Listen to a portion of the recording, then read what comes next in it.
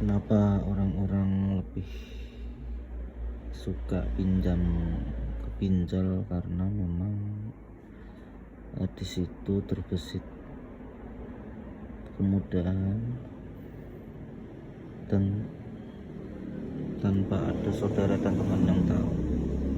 Karena realitanya memang pinjam uang ke orang lain tidak semudah pinjam uang ke pinjol, walaupun memang resikonya lebih besar, bunganya lebih gede,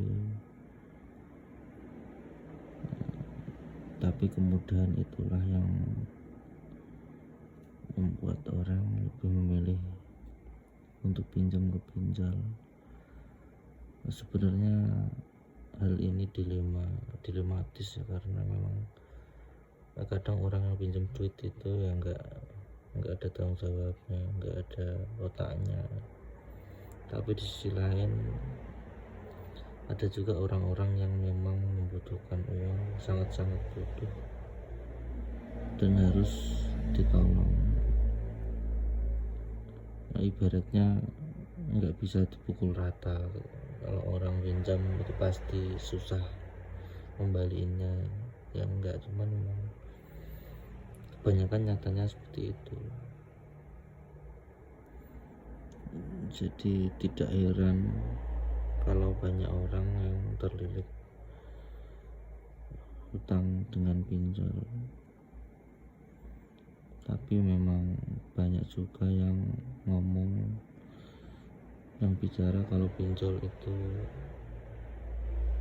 bagaimana jelek, atau image-nya itu kayak seolah-olah lebih buruk daripada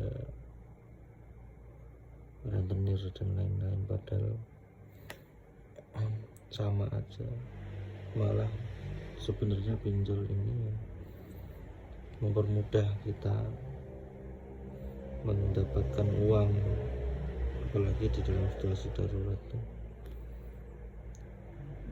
Tapi karena mudahnya itu, banyaklah yang terjerumus. Padahal saya juga yakin orang-orang yang terjerumus terlalu dalam itu karena memang dia tidak punya jalan lain selain itu. Semoga kita tidak akan merasakan hal-hal seperti terlilit hutang atau terlilit masalah di luar kemampuan kita, karena masalah itu membuat kita pusing. Di sisi lain, kita sebagai orang harus saling membantu, apalagi saudara. Kalau memang kita ragu untuk meminjamkan uang dalam jumlah banyak, setidaknya kasihlah misal 100-200 lah untuk ongkos atau untuk jajan makan anak-anaknya dan keluarganya.